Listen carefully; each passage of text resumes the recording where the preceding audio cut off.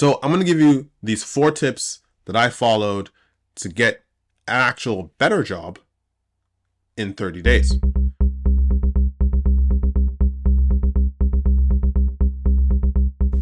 All right, everyone, welcome back to my channel. This is Bernie Uche, and once again, I'm in a tech state of mind. Now, I know that we've been talking a lot this year about layoffs.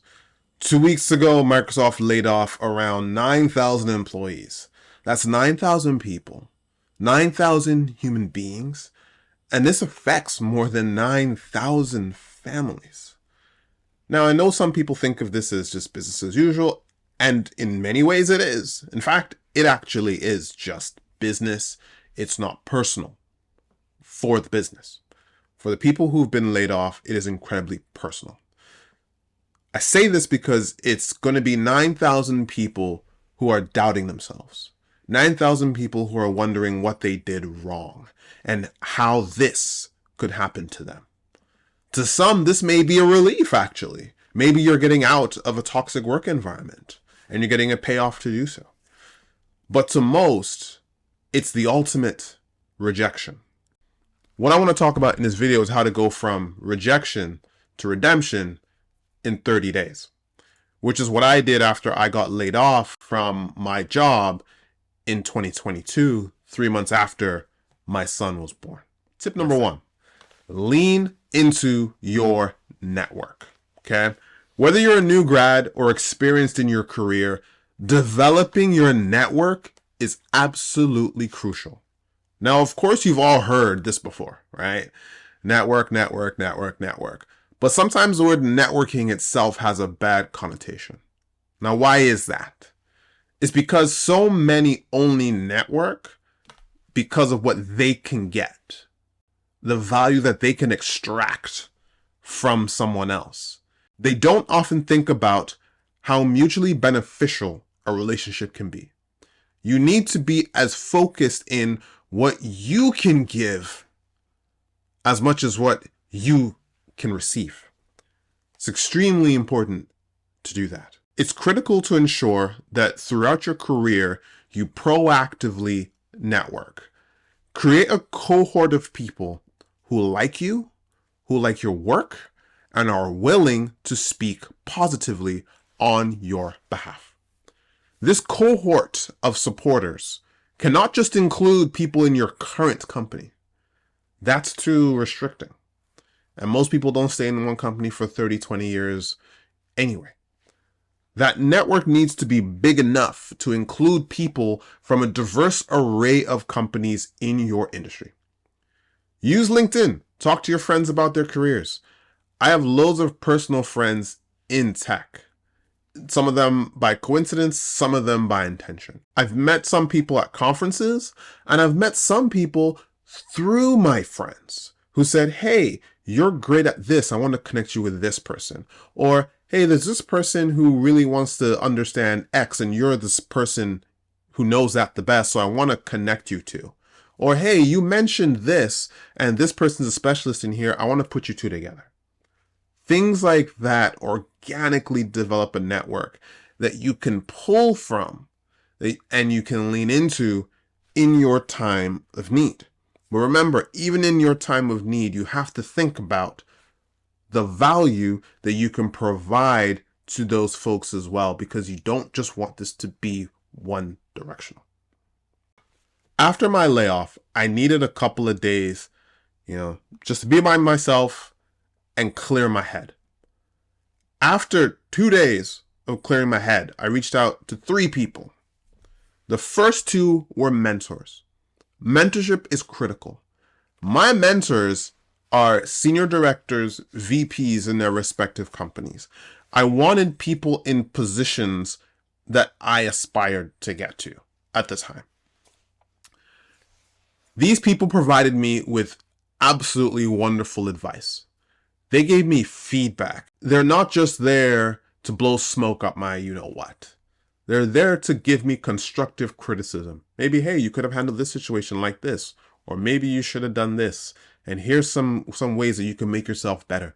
They're always giving me tactical advice like that, and strategic advice as well. they also are in positions to provide me or connect me to opportunities that I may not have otherwise. It's really important to have people in those positions because, as we know, when you apply for a job on LinkedIn, a job may have come out an hour ago and 1,000 people have already applied.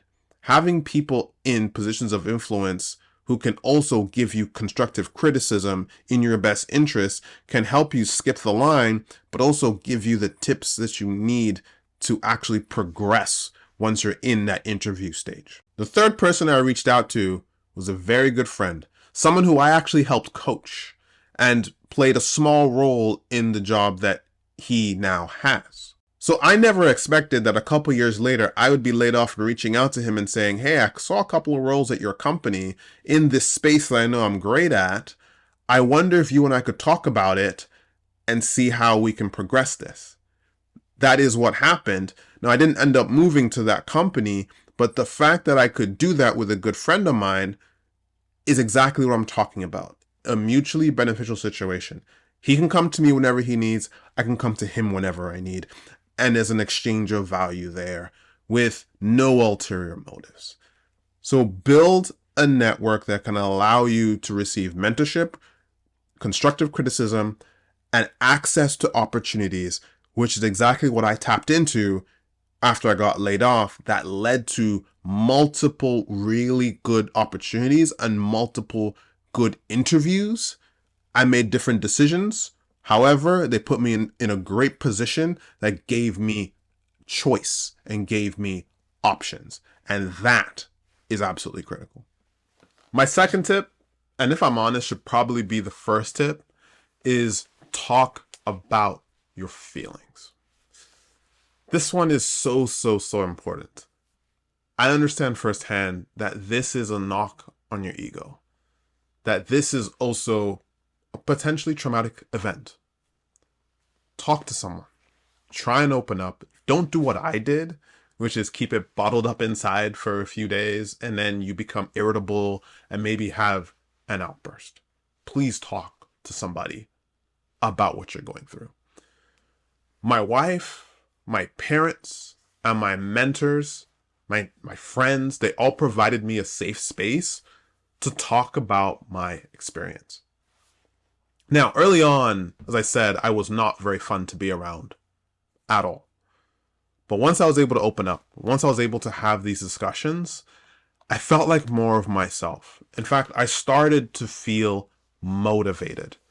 I started to hear things about myself that I hadn't thought about my resilience, about my creativity, about how I've been successful in different places. And it started to dawn on me that this was not a reflection of my capability and a reflection of my work. But even if it was, I'm being presented with an opportunity to redeem myself and do much better, more amazing work somewhere else. I just need to go and find that place. Now, I haven't done therapy myself, but I know people who have and have received great results. If that's the direction that you need to go, there are lots of in-person options and virtual options to do that. So please do whatever feels best to you. But if your way of coping with it is getting closer to your support system, please do that. And if you don't have a support system, please go find people that can help you. And I just gave some options above. But these are really important moments where keeping these things inside is just not going to be productive and not going to be as helpful as you might think it is. Tip number 3, skill up. You've got some free time. That's just the way that it is. You can do a couple of things with that free time. Wallow in it, or you can use it productively. Now, I think you have to wallow in it for a certain amount of time, but you've got to make sure you come out of this better than you came in. And one of the quick and easy ways to do that in tech is to skill up, is to read, is to generate as much knowledge as you can, and use that in a way that shows your potential future employee that you can make lemonade out of lemons, even though I know we don't really like that term or that phrase anymore, but you can make good out of a bad situation. And a lot of people start using those to gain certifications. So I did that by getting my AWS Cloud Certified Practitioner. Now, this is important for me to say because I spent 5 years at IBM Cloud as a solutions engineer. Cloud is cloud in many ways. However, each cloud provider have their nuances, their specific services, their way of doing things, and the way that you interact with those services. I was really knee deep in the IBM world. I didn't really know anything else specifically, and that manifested itself in a way that I'll talk about later on. But I know that AWS is the most used cloud, followed by Azure and then GCP, at least in North America. So I needed to cement myself in one of those three, and I chose AWS. So I went and studied. I studied, and I can't remember the name of the resource that I used. I'll put it in the description below once I go my records and go find it. But and it was recommended to me by a friend as well. So again, lean into your network as I discussed.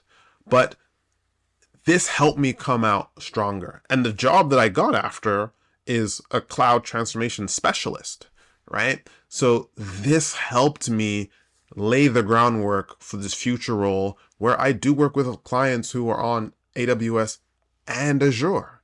So upskilling in this free time that I have was so critical to the success that I'm enjoying now.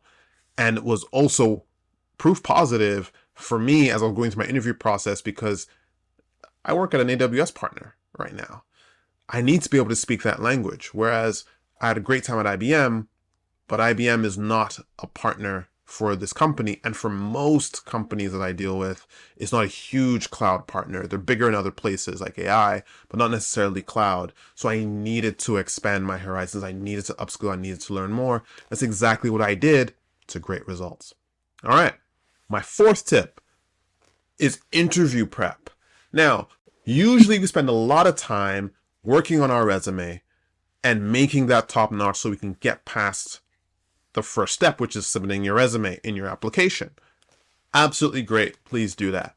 That doesn't take too much time. There are services that let you do that. Resume.co is one that I use. I also have some really good friends who work in talent acquisition. Two of them are independent consultants, and a third works in a big tech company. So again, network, right? So I show them my resume, and each of them have a different response. Each of them has different feedback. Each of them has different constructive criticism that I can apply. And I like to have that diverse set of feedback and not just one, because I take what I think is the best from each and put it together. And I really think it helps me come up with something really, really great. But the other thing that I think is really important is interview prep. And a lot of people prep for interviews when they have them lined up, and I think that's fine. But I think consistent weekly interview prep is going to sharpen the iron, so to say, and really make you dangerous. So my mother used to be a career consultant. Her and I would work on things all the time. Work on our behavioral questions. So tell me about yourself. Tell me about your greatest strength. Tell me about your greatest weakness. If you were in this situation, how would you handle it? All the situational interviews. We work on all those things using the STAR method. We do all of those things so that when I get an interview, I'm not necessarily prepping on the basics. I'm prepping on the specifics. I'm taking the specifics of the role, specifics of the company, and applying them to the interview framework that I prepare and I practice with. Having that person that you can practice with, pretend it's a real life scenario, have them bounce things off of you like a real conversation, a real interview scenario, is so critical because it keeps you sharp, it keeps you focused. It helps you anticipate things, helps you understand, when am I pausing for too long? Or am I answering too fast? Or am I not communicating clearly? Am I not showing interest? Am I not using eye contact?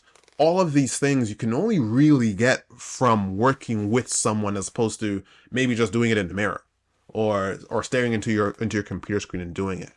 So I really recommend interview prep. And even in the technical interview scenarios, interview prep is so key. An example for me, I was interviewing for a role at an AWS partner, and it was a technical interview for a solution architect role. And so I did at IBM. I thought I could do this thing. I reached out to my friend. He's the one who got me the opportunity. Again, network is key. You're going to hear me say that a lot over the course of these next couple videos.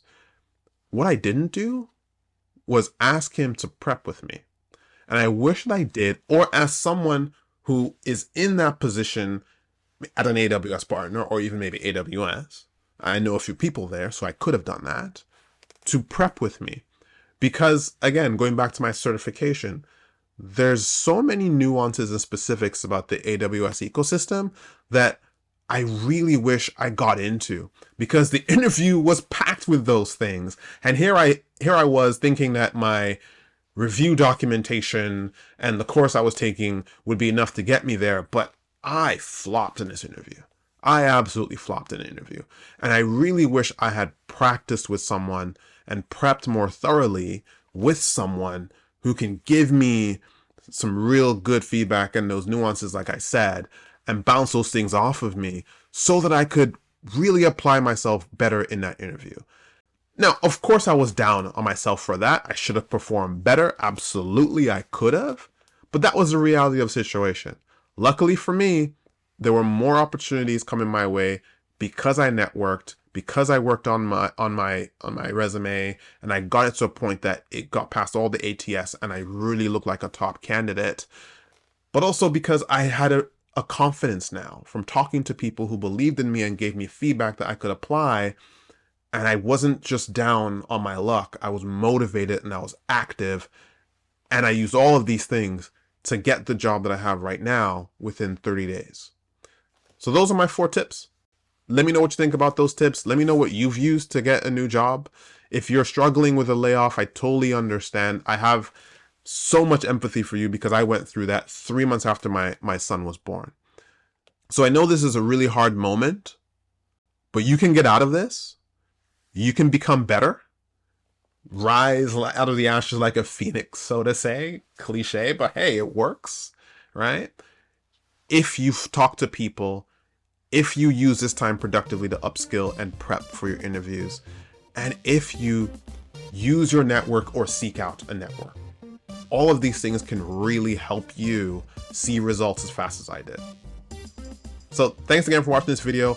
Please don't forget to leave a like, leave a comment again. I want to hear what your take on this is, and I will see you in the next one, especially if you subscribe.